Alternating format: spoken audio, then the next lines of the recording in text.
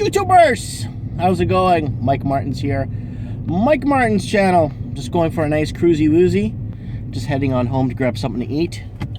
I actually heard something on the radio today, on talk radio, and I want you guys to weigh in on with me. I want you to know what you guys think, or what your... Give me some feedback on what you guys think. They're discussing about putting bilingual signs in Vancouver. Traffic signs and stuff like that. Oh, this guy just had to stop at the green light for him. You're gonna see like a gazillion driving infractions here. It's beyond anything you could ever imagine. They're thinking of putting bilingual Chinese-English signs.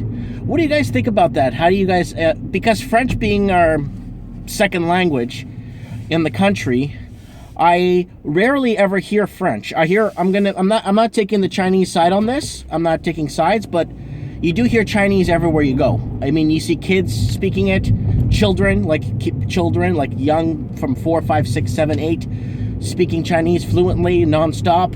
Parents, pretty much everywhere you go, you could hear Chinese here in the city of Vancouver as like a predominant language. Like you hear it all everywhere.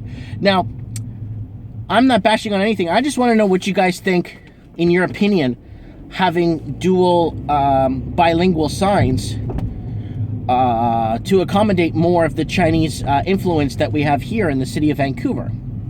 I would like to know what you guys think on that, because the talk radio, they brought up some really good points. You know, because a lot of the schools are offering Chinese now as a course to take, like a extracurricular course or something, and I just want to know what you guys think. Chinese and English everywhere. Is it fair to the French? Because that, like, if it was just, if Canada didn't have an official second language, then I wouldn't even make this video. But because it's French, how would the French feel about this, right? And I don't know. I just want to know what you guys feel. To me, to be really honest with you, it doesn't bother me one bit. And it makes it safer to drive, because some people have a really hard time understanding what some of the signals mean. They could be really good drivers, but they sometimes don't understand what some of these things mean, right? Yeah, I think I think it could be a good thing for Vancouver. I'm not sure. Well, this guy went through red lights. Okay. Gonna go ahead and go through it now. Oh, you're gonna see a bunch of this, like, almost getting into accidents. Like, if I drove by the book here, I would be in 14 accidents before I got home. That's how bad it is here. You kind of have to kind of maneuver around driving, that kind of maneuver around kind of driving, you know? But, I don't know.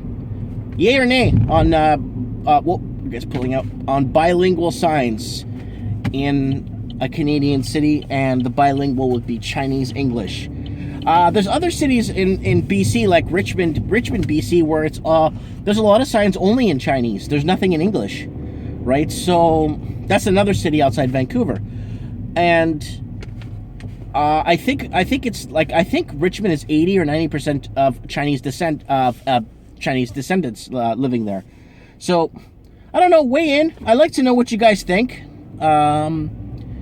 The talk radio got into some really, really interesting different points of views that people brought up about, you know, what happens to the English language? Does it become secondary? What happens, like, do kids that are non-Chinese background need to learn Chinese to be able to communicate with the other people?